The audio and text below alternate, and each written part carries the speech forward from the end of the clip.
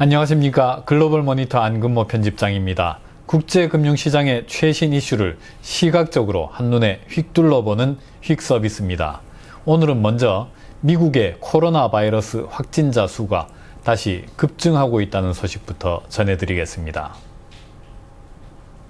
지난 11일까지 일주일 동안 미국 내 코로나 바이러스 감염 확진 판정을 받은 사람의 수가 13만 6천여 명을 기록했습니다. 일주일 전에 비해서 47% 늘었습니다. 지난해 4월 이후 가장 가파른 증가 속도를 기록했습니다. 미국의 백신 접종 속도는 정반대로 가파른 속도로 떨어지고 있습니다. 가장 최근에는 하루에 52만 7천 회를 접종했는데 지난 1월 이후 가장 저조한 보급 속도였습니다.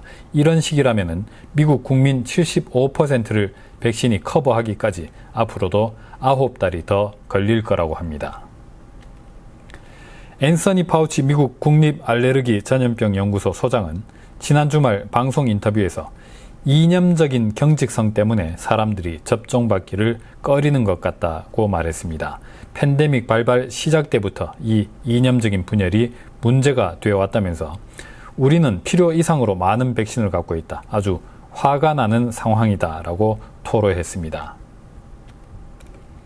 미국의 경제활동은 그래도 계속 꾸준히 회복돼 가고 있습니다. 지난 11일 미국 공항 검색대를 통과한 항공여행 승객 수가 약 220만 명으로 증가했습니다. 팬데믹 이후 최대치를 기록했습니다. 다만 7일 이동 평균치 기준으로 보면은 아직 2019년 같은 시기에 비해서 약 21% 낮은 수준입니다. 영화 블랙 위도우가 지난 주말 미국 극장가에서 개봉됐습니다. 팬데믹 이후 공개되는 최대 규모의 블록버스터였죠.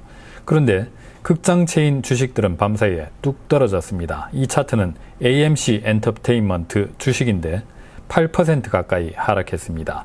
북미 지역에서 주말 동안 총 8천만 달러의 티켓을 팔았다는데 기대에는 영 못 미치는 숫자였다고 합니다.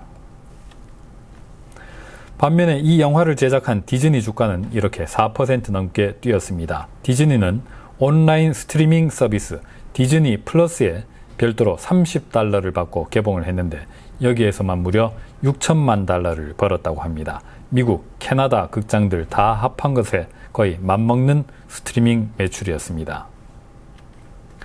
코엔 그룹의 한 애널리스트는 극장과 스트리밍을 통한 주말 블랙 위도우 흥행 실적을 보면은 해답보다는 의문이 더 든다고 말했습니다. 글로벌 오프라인 극장 회복세가 여전히 고통스럽게 더디며 어쩌면 영원히 완료되지 않을 수도 있다라고 평가했습니다.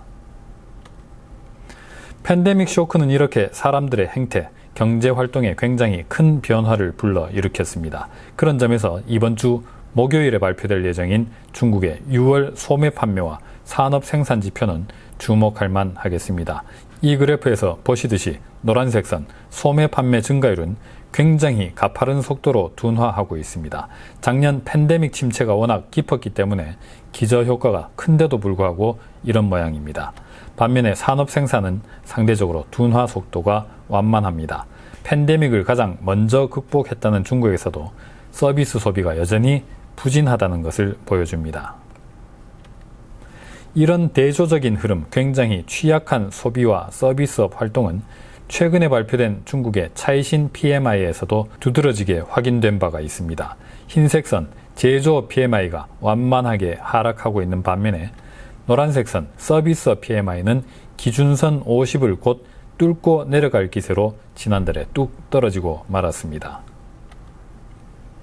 그런 백그라운드를 갖고 이 뉴스를 보시면 이해가 좀 더 쉽겠습니다. 이머징 마켓 주식과 채권에 투자하는 미국의 상장지수 펀드 ETF들에서 36주 만에 처음으로 자금이 빠져나갔습니다. 지난 9일에 끝난 주간에 총 5,440만 달러가 유출됐습니다. 중국 경제가 약해지는 조짐이 보이는 가운데 이러한 자금 흐름에 전환이 나타났다고 블룸버그가 그 의미를 부여했습니다. 중국 정부가 최근에 전격적으로 발표한 지급준비율 인하 조치 역시 이런 맥락 속에서 바라볼 필요가 있겠습니다. 오늘은 여기서 마치겠습니다. 감사합니다.